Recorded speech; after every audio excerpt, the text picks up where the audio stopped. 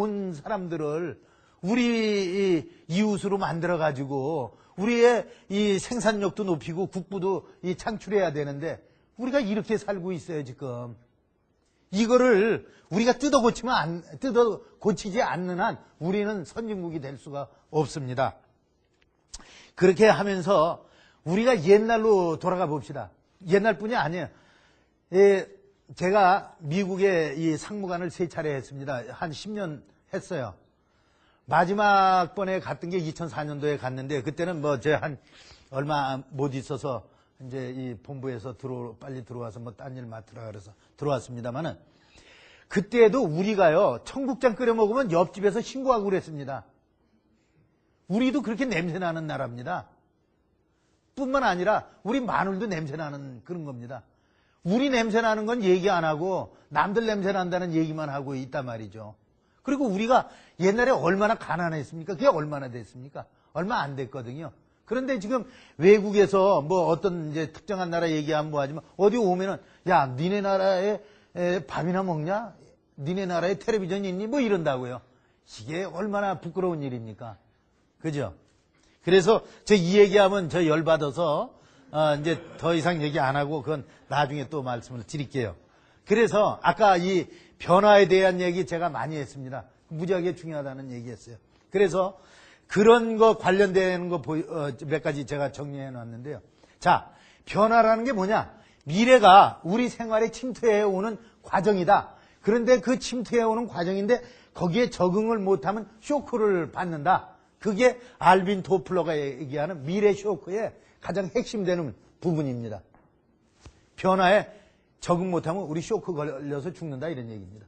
두 번째로 자 농업사회가 옛날에 있었고 산업사회가 있고 지금 지식정보사회 제3의 물결인데 여기에 핵심은 뭐냐? 영원한 거는 없다는 겁니다. 계속적으로 바뀌고 변화한다는 겁니다. 그러니까 영속성은 이제 종말이 왔다. 이런 얘기가 이게 이 메인 저희 메시지입니다. 세 번째, 이 파워가 옛날에는요 경찰이나 군대 이런 강제력이 있었거든요. 그 다음에 파워가 이 부에 있었어요. 돈이 많은 게 있었어요. 그런데 지금은 지식으로 이렇게 넘어갑니다. 이게 이 권력의 이동, 파워 시프트라는 책에서의 메시지입니다. 이게 특징은 뭐냐? 효율성과 융통성이 높은 곳으로 이 경직성 있는 데서 계속적으로 파워가 시프트가 된다는 겁니다. 이 모든 것은 변화하지 않으면은 이 도태될 수밖에 없다. 이런 얘기입니다.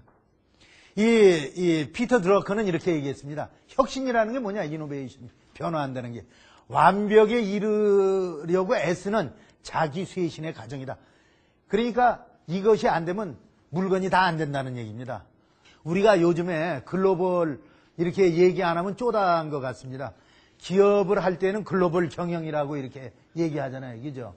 그 다음에 뭐 요새 연초가 돼서 그런지 글로벌 영토 확장을 뭐 이런 기사가 안 나오면은 신문 안 보게 된다고요.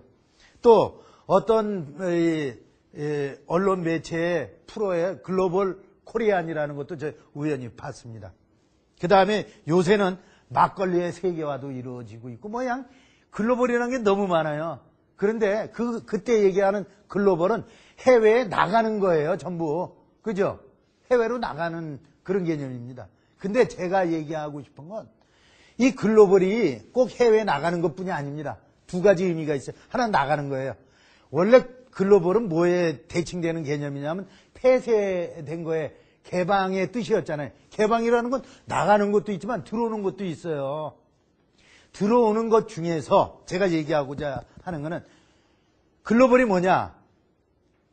이 세계적으로 국제적으로 인용되는 기준에 맞추어 나가는 게 글로벌이라는 겁니다. 제가 얘기하고 싶은 거는. 그래서 글로벌 스탠다드 이렇게 얘기하잖아요. 그죠? 글로벌 스탠다드. 세계적인 기준에 맞춘다 이런 얘기입니다. 우리 스스로가 그런 노력을 안 하면은 우리는 절대 선진국가 못 됩니다. 그래서 그럼 글로벌 스탠다드가 뭐냐? 이것저것 다 다릅니다. 그런데 일반적으로 얘기하면 투명한 사회, 투명성이에요. 그 다음에 효율성 있는 사회, 효율성이고요. 그 다음에 아주 공정해야 됩니다. 공정성이 중요한 거고 책임감 있는 사회, 그리고 다양성이 존중이 되고 인정이 되는 사회. 이 5가지가 이 글로벌 스탠다드의 핵심입니다. 아까 제가 말씀드렸다 열받았던 그겁니다.